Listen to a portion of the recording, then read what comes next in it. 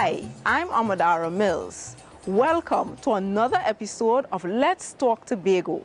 Today we are at the Atlantic Villa in Bacalet, a beautiful, inviting property that overlooks Bacalet Beach. While we explore the villa, we'll also bring you the top stories happening in Tobago this week.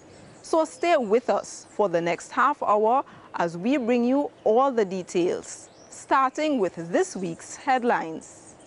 Public transportation on the island gets a boost with the commissioning of 50 new spanking buses. The Scarborough Market vendors are happy about their new commercial space. And later, several NGOs are getting a helping hand to continue their invaluable work. All this and more when Let's Talk Tobago returns. We'll be right back.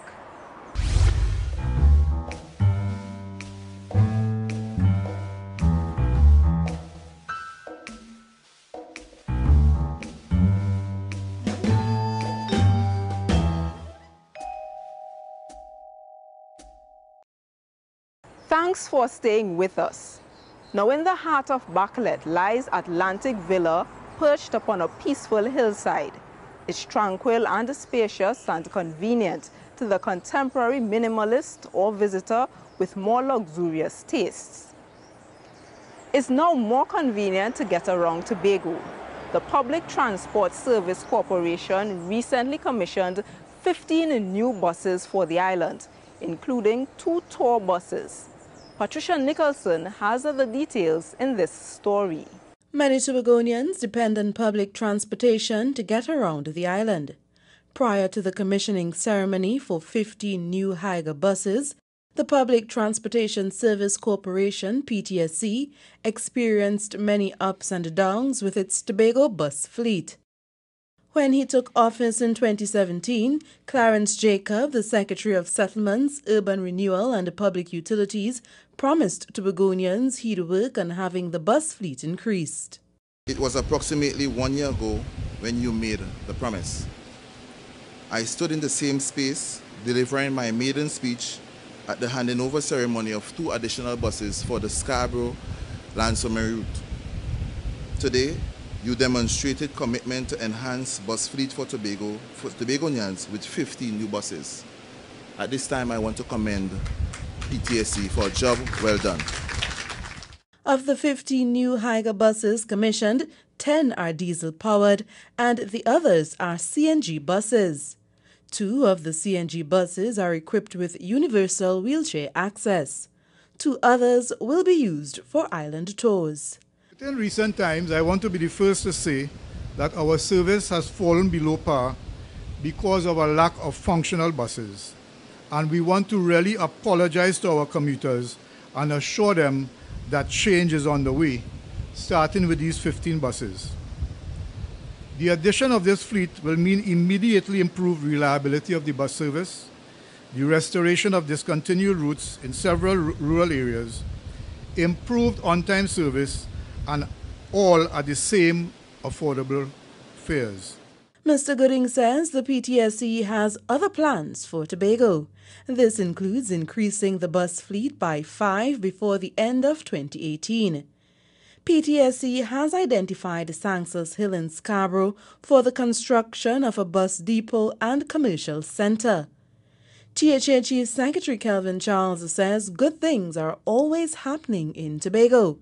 He is congratulating PTSC for being proactive and providing buses that suit the island's winding and hilly terrain. He is also urging Tobagonians to take full advantage of the public transportation service. Can we aim to provide and utilize a bus service to the extent that we reduce some of the traffic we experience on our roads Monday to Friday? Can we replicate the systems of our Western neighbors that see them leaving their personal vehicles at home during the week while utilizing public transport? And Minister Shamfa Kojo, I recognize your plea. It would really be interesting if there can be that cultural shift in Tobago. The country routes that were stopped due to the lack of properly working buses were restarted on the day of the bus commissioning. and PTSE workers in Tobago are being trained to properly maintain the new buses. The commissioning was held at PTSE's facility in Shore Park. I'm Patricia Nicholson for Let's Talk Tobago. Sitting on 2,000 square feet of land, Atlantic Villa can comfortably accommodate up to 6 guests. The villa consists of 3 apartments, 2 on the ground floor and 1 on the first floor. Now this, businesses in several Tobago communities are helping to protect the environment.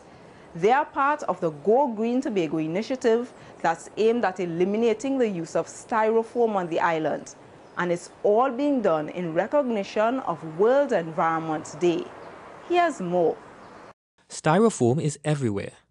Many restaurants and street food businesses sell their food in styrofoam boxes, plates, and cups. This material, also known as polystyrene, has harmful effects on the environment as well as our health. As litter, it makes its way into the oceans, landfills, and other sensitive habitats, causing harm to wildlife. Its chemical additives can also be transferred into our food and beverages. Through its Go Green Tobago campaign, Tobago is seeking to phase out the use of styrofoam. This move was something very significant because, one, it meant that Tobago is actually leading the nation in terms of phasing out styrofoam. It is also very important because this speaks to our commitment to greener living and to improved environmental performance. This started with food and beverage entrepreneurs in Castara. They were the first to start eliminating styrofoam from their daily use. Crown Point and Charlottesville establishments are joining in. They're trading the white styrofoam boxes for brown paper bags and cardboard boxes. Currently, the most popular alternative is the cardboard box, both the glued and the unglued boxes. And this is particularly important because the cost is almost equivalent to the styrofoam, so it's easy to accept. The Division of Infrastructure, Quarries and the Environment aims to completely phase out the use of styrofoam in Tobago. This will take some time because styrofoam is cheap and durable packaging material. So the division is looking at alternative products that are environmentally friendly, accessible, and cost-effective. The alternatives to styrofoam are a little more expensive than styrofoam.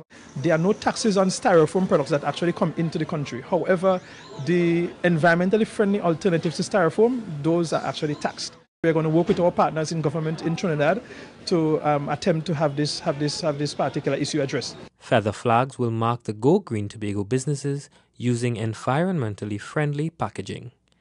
I'm Kern De Freitas for Let's Talk Tobago. Each apartment of Atlantic Villa has a separate entrance with secure parking. Units can be rented jointly or as separate apartments. Let's talk autonomy. Tobagonians once again had a chance to give their views on the constitutional amendment to Tobago Self-Government Bill, and residents turned out to give their feedback. Our cameras were there to capture the highlights. Have a look. After being laid in Parliament and referred to a joint select committee by Prime Minister Keith Rowley, the Constitution Amendment Tobago Self-Government Bill returned to Tobago.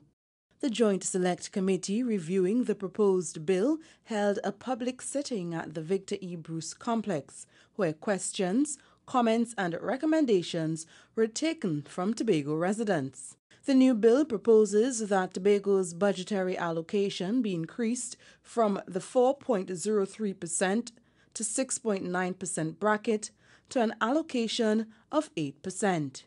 Economist Dr. Vanus James, in response to a question raised by resident Jason Arthur, gave the rationale behind the recommendation for an increase.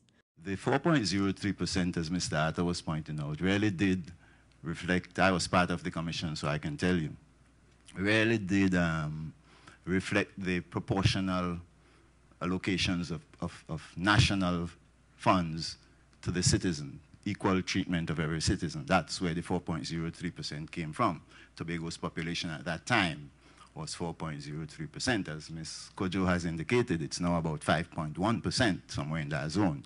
So if we are going to maintain that principle, the base should move upwards. Now, the 6.9% came from the work we were doing at the time to estimate the development needs of Tobago. We framed the development budget under Chief Secretary Ho-Choy Charles and came up with the estimates that we needed somewhere in the region of about $2 billion to get started. Now, that's where that came from. And if you take the gap between the 4.03% and the 6.9%, and you move the base up by 5%, then the upper end will move to about 8%. Dr. James was a member of the Dispute Resolution Commission that devised the initial budgetary allocation and has offered his assistance for this new bill. Additionally, Dr. James highlighted that some key elements of the bill are missing, such as the delineation of what constitutes Tobago.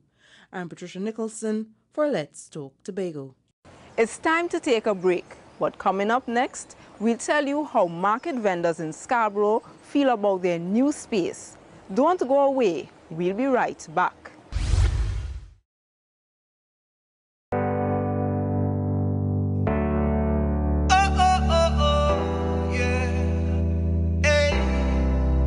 Happy times. Summer car done, summer car, summer car done, summer car, summer car done, summer car, summer car done, summer car, summer car done, summer car, summer car done, summer car, summer car done, summer car, summer car done, yeah, summer car. Atlantic Villa gives you that home away from home feel. It's got bright, breezy ensuite bedrooms, a modern kitchen, and elegant, relaxed living spaces, all for your comfort and enjoyment. The Scarborough Market has a new home, as the old facility is set to be renovated, and vendors are impressed with their new temporary facility.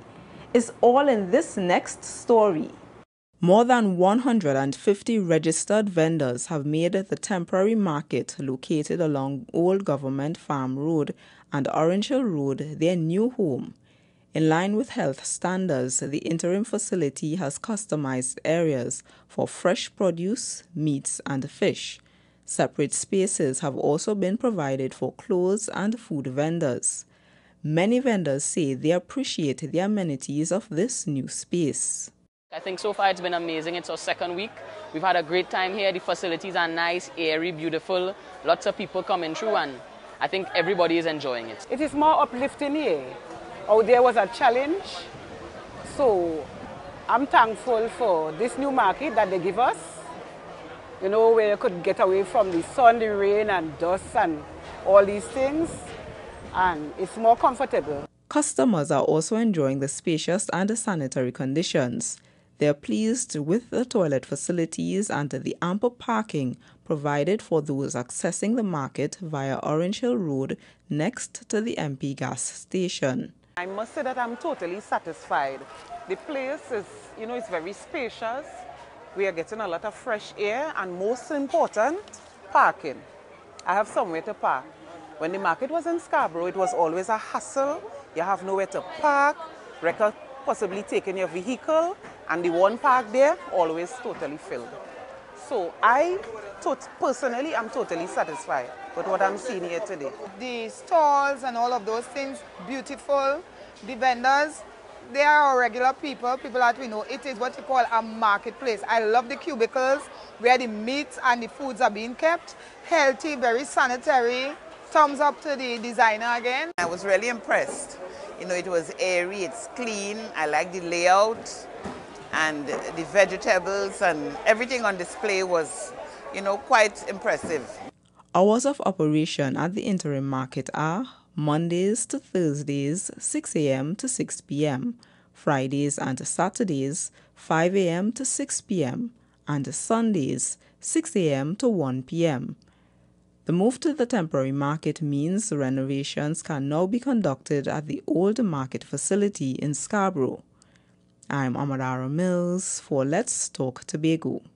Enjoy the sea breeze from the porch or take a walk outside to the well-manicured fruit and floral garden, where you'll find many colorful tropical birds. You can even pick your own fruits. And talking about manicure, it's important to care for your feet, especially if you suffer from diabetes.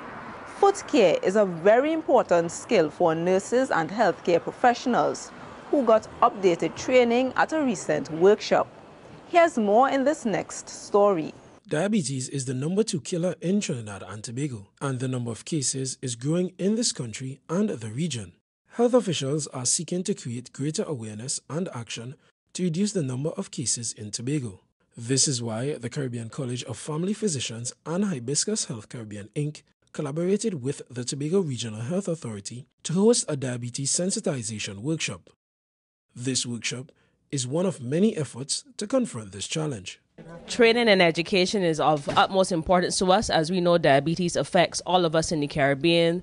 The amputations are horrible. So our goal is to educate and to empower as much as possible to educate the healthcare practitioners to decrease the amputations and, of course, educate the public as well. In many cases, diabetes also leads to limb amputation, so reducing diabetic foot complications is a priority. In fact, changes in your foot could indicate the onset of this disease. Simple inspection between the toes, color of the feet, appearance of the foot, any deformities, calluses, swelling, signs of infection, nail dystrophies, etc. Now I have this up there for you.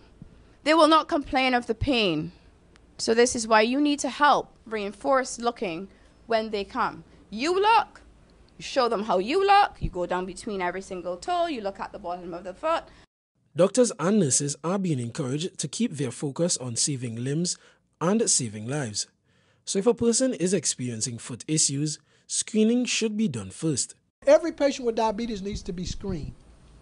When it gets over 100, you have what we call pre-diabetes. And so between 100 and 120, that's considered pre-diabetes. But you can have that for a while. And let me make one other comment. So why do people develop problems? Well, one is, once your blood sugar gets over 100, you start to develop inflammation in your cell. Okay, everything is at the cellular level. Going forward, the doctors at the Scarborough General Hospital are aiming to reduce the number of diabetic limb amputations on the island. I am Keishon Wilson for Let's Talk Tobago. Atlantic Villa has a private outdoor pool if you'd like to take a swim or hang out poolside. There's also a separate patio, which gives you the option to dine in or entertain. More than ever, young people are getting the opportunity for development before they enter the world of work. A recent workshop is also helping them learn key life skills they need. Here's more. Increasing entrepreneurial activity will create more job opportunities and drive economic development in Tobago. So the Youth Energized for Success YES program is helping to give young Tobagonians a head start to their careers by boosting their personal and professional development. The program hosted a week-long life skills workshop with this goal in mind. This is a program that which started since 2013. So far we have had approximately 280 participants, not including this installment. Based on persons applying to the YES program, the unit saw that, through resumes and, having contact with persons, speaking to them, they saw the need that, we need to do this self-enhancement program. During the interactive session, participants learned about different types of communication and how to communicate effectively. Is communication only the exchange of information between persons? As we keep mentioning, two persons, one person and another. Right, so that is the first thing that we must dispel from our minds, because the thing is, organizations communicate with us, even for example, about their products. Communication, we're looking at exchanges of facts, opinions, feelings, ideas between two entities. So entities here could mean, yes, persons, but would also mean person and organization, as well as organization to organization. The workshop also covered topics such as goal setting, understanding self, time management, and financial success. At the end of the workshop, participants were presented with certificates of completion. They're also leaving with the knowledge that will serve them well in the future. I'm Kern De Freitas for Let's Talk Tobago. We've got to take a break. But when we return, several organizations get a helping hand from the Office of the Chief Secretary. Stay with us. Come, there we go to Tobago, that paradise, among by Robinson Crusoe. And it is said, it's the land of tomorrow. Princess Margaret say, come Tobago for holiday. Now the whole world say, come Tobago for holiday. From Atlantic Villa, it's a cool, easy walk to the main town of Scarborough, and some of the island's best restaurants line your way as you go. Now, NGOs, community-based organizations, and even religious organizations have key roles in the social development of the island. To ensure they can continue the good work, some organizations got a helping hand from the Office of the Chief Secretary, as you will see in this next story. Sunfest and In His Presence are two of Tobago's most popular annual gospel events. A lot of work and funding go into staging these concerts, so representatives of these events were grateful for the financial support they received from the Office of the Chief Secretary. We are so delighted for this input, which helps defray the cost, because we bring in several artists, we set up the stage. You know, there are related expenses that occur, and the assembly help us in defraying the expense of part. Well, first we want to thank the Chief Secretary for always supporting us every year. The 8 years we have into this thing, he has always been supporting us. The money is used to pay bills, to pay artists and all of these things, and leave some to start the event next year. The West Indies School of Theology Tobago campus also received support. This will help the school purchase electronic items. And truly today, I'm indeed grateful to be here. We have been experiencing some financial constraints as in terms of maintaining our school, and we have reached out to the Chief Secretary, and today is really a remarkable day because he has extended his hand to us. Senior Pastor Mark Cupid also received funds towards items for the sound system of his church, Glory to Glory International Ministries. Mr. Cupid says that the Assembly's assistance helps religious organizations reach out to the public and make a difference. We are very grateful. And I think it's a very good venture because right now, Tobago, we need churches to really take their place and make an impact in the community among the young people. Other recipients included the Chief Secretary's Charity Golf Tournament, Canby Mount Pleasant Sports and Family Day, and the Family Medicine Conference, which was hosted by the Caribbean College of Family Physicians. I'm Amadara Mills for Let's Talk Tobago. Atlantic Villa has its own personal housekeeper to ensure that guests are always enjoying clean, comfortable surroundings. So the only thing you'll have to worry about is making lasting holiday memories. The Tobago Teachers Unified Association paid a tribute to their current and retired teachers at an annual awards ceremony, and the educators are being encouraged to keep contributing to youth development. More in this story from Crystal George. Teachers play a significant role in developing societies. They influence our children during their formative years and educate tomorrow's leaders. The Trinidad and Tobago Unified Teachers Association Tutor recently hosted an award ceremony for Tobago's teachers, honoring them for their invaluable contributions to the island. This year marks the 78th edition of the Tobago Teachers Get Together. This tradition has been maintained throughout the years by different generations of teachers. And while there have been modifications to the original format, the sentiments remain the same. The Tobago Teachers Get Together is about honoring retired teachers who have contributed in the field of education, providing an avenue for teachers to engage in professional development, and also affords teachers from Trinidad and Tobago an opportunity to socialize during various planned activities. The Trinidad and Tobago Unified Teachers Association wishes to pay tribute to those master teachers for their long service in the field of education. Retired teachers had their time in the spotlight. They were recognized for sharing their time, knowledge, and experience with Tobago's youth. And special recognition was given to Kenneth Bob, who served as a teacher for over 30 years. Our Icon 2018 is a household name in the island of Tobago and to some extent Trinidad. Ms. Kenneth Bob has contributed to the field of education, culture, media, religion, and even politics. We are indeed grateful that Ms. Kenneth Bob has graciously accepted the accolade of being the Tobago Teachers Get-Together Icon 2018. Ms. Bob had some advice for the current generation of teachers. When I started to work, they paid me $234 for the whole month. And I do nothing with it.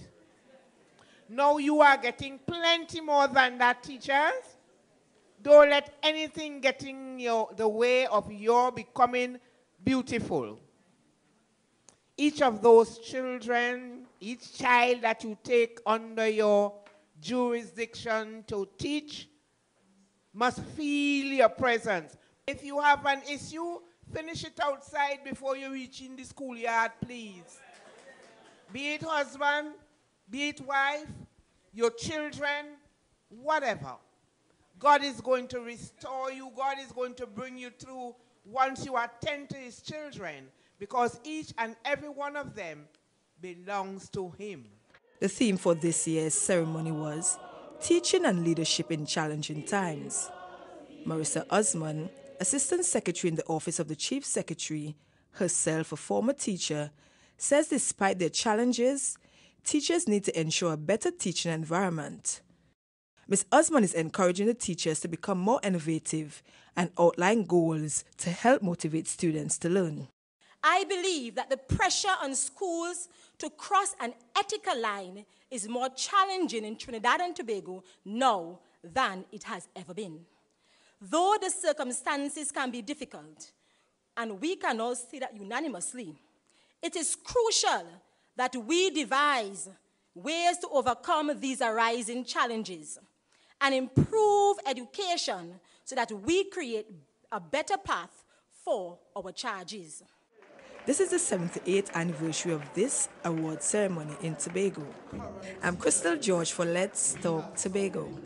It's time to have your say. It's the segment of our program where we hear from you, the viewers. Let's take a look at who had their say this week. Alright, so we're here with Miss Jordan right now. So we're here with Bruce right now. So we're here with Brent right now. We're asking Mr. Philip. And we're asking Miss Winchester. I can't cooperate. So this week, have your say. We're asking folks, do you think Tobago should be able to manage more of its own affairs? Yeah, well, Tobago could be able to handle that.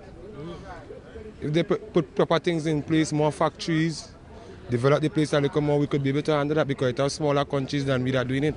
Right now, we cannot really handle our own affairs. It's Trinidad and Tobago, and we have to depend with our unity, you understand, to do the things that we want to have done. As what we are right now, we're not ready for that. No, Tobago, we are one with Trinidad. We don't have a competition. We do not have a masquerade. We just want to be one so we can spend our own money over here. Do you think Tobago should be able to handle more of its own affairs? Certainly, if the people are willing to work. Yes, exactly. Definitely yes. Because Tobago was handling its own affairs before we joined with Trinidad. Tobago never really was handling any kind of affairs. I'm not from Tobago, but I mean, only sense that Tobagonians have more say in what they actually have to live in. I agree for sure.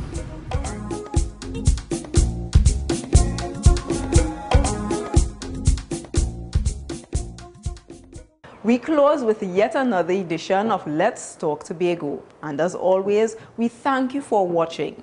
Please email us with your comments or queries about the program.